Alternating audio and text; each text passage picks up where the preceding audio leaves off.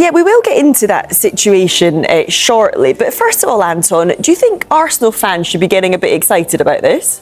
As much as you can get excited about someone getting booed and abused at work. But yes, I mean, I get the fact that look, this is a situation that may seem untenable, right? This is a player that is supposed to be the star striker for one of the biggest clubs in Spain, and yet it's a situation where he will not feel particularly comfortable in. So it may well agitate his wish to move, but Atletico have been pretty resolute throughout this. They don't want to sell him. There's a price in which could get done, but they were talking 150 million euros at the beginning of the window. That was a price that Real Madrid kind of put a speculative bid in, and Atletico didn't take it seriously. Barcelona have been interested but haven't met that, which means if Arsenal, who are obviously now fishing in a far shallower sort of talent pool this season, as we saw with the Vinicius Junior's sort of interest, they want a top talent to come in and affect their forward line. Alvarez is a player of interest, but at the moment it seems as though it's Barcelona's the club that he wants to go to. Kevin, what is the feeling in Spain? Well, I think when Alvarez went to Atlético Madrid, he was meant to be the player that they could build a team around, the player that could help them get closer to the top two and really challenge for top honours. And by and large, he's played very well for Atlético Madrid. He's been a really important player. But he said in the summer during the World Cup that he wanted to be honest and moving on would be his dream. He didn't say where he wanted to move to, but everybody knew he was talking about Barcelona. He's clearly the player Barcelona want to bring in, but they've never come up with a figure that Atletico Madrid are prepared to accept. The Real Madrid bid that Anton talked about was effectively a wind-up. It was Real Madrid trying to make life difficult for Barcelona. Because if they could put that level higher at 150 million euro, that's where Barcelona have then got to get to, or somewhere close to it, to try and bring him in. So Barcelona wants him, but can they come up with the number that Atleti will accept? Does he want to go back to the Premier League? That's the big question to me, because he's done that with Manchester City. He wanted to move to La Liga.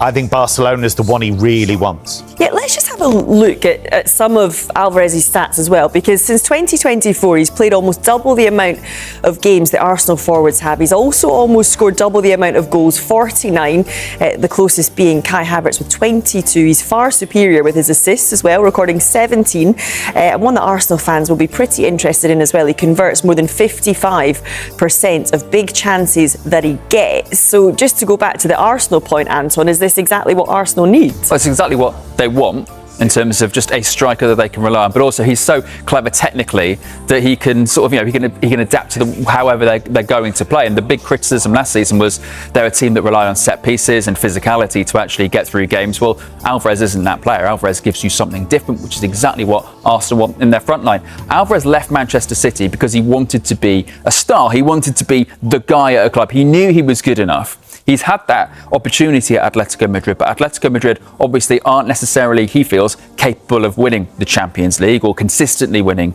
La Liga. So he now wants to go and be the guy somewhere else. Barcelona have a gap at number 9 that he feels he could fill.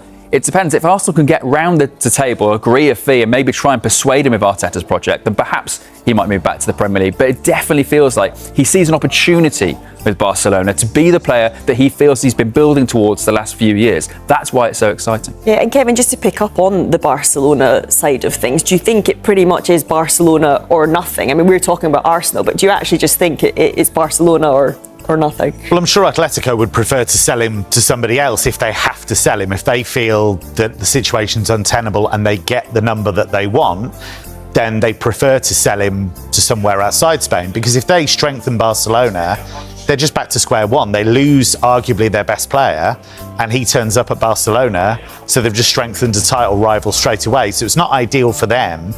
You are talking about one of the world's best strikers. You know, not just the goals, but technically dropping in, linking the play. Also, he works incredibly hard without the ball. He can strike from range, he can score free kicks. He's just a magnificent footballer. That's why we're talking about such a big price. Yeah, and I suppose if he doesn't go to Barcelona, does that leave Barcelona in a situation that they need to look elsewhere? And if so, who do you think they would turn to? Yeah, it's really difficult for them because they've cleared the decks for him. And this was always part of their plan. They've allowed Robert Lewandowski to leave the club. Ferran Torres has just gone to PSG.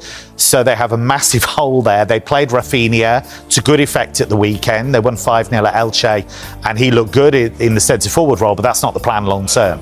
They want to bring in a top striker, and Alvarez is the one they want. Hansi Flick said after the Elche win, he was like, I need to talk to Deco, with the sporting director, which suggests to me we might need to have a plan B, because if you can't guarantee they're going to get their top target, then he will not want that ridiculously important position in the pitch, having to rely on sort of youngsters or players playing out of position all season long. Don't get me wrong, I'm sure if a club can do it, Barcelona can do it, but he's not thinking about, just winning La Liga, is he? He's thinking about going on and to develop this team that he's been building as well. So that's why they really want not just a number 9, but they want someone of the quality of Alvarez. There's a young striker called Abdul Karim who's looked really, really good for them in pre-season. They really like him. They want to sort a new deal for him. He's not the answer as the starter going forward. He's a guy that they think could be the backup long term. They've been linked with names like Victor Osimhen, who's obviously a very good striker, but they don't seem hugely convinced by him compared to Alvarez. So they've kind of really bet the farm on getting Alvarez, and the closer we get to the end of the window, the more you think, is this actually going to happen? Yeah, before we move on, I did just want to pick up as well on the pictures that we saw before we started talking, because this situation where he walked straight down the tunnel after full time as well, Diego Simeone saying that was a managed situation, they'd already decided that's what was going to happen. But how difficult or how easy would it be for him to reintegrate into the squad if indeed he does stay? They can be forgiving, but over the long term, if you look at Antoine Griezmann, he forced his way out, went to Barcelona. That really broke a lot of Atleti hearts. It took a second spell where he played magnificently to win them back over. And now as their record scorer, he's seen as a club legend.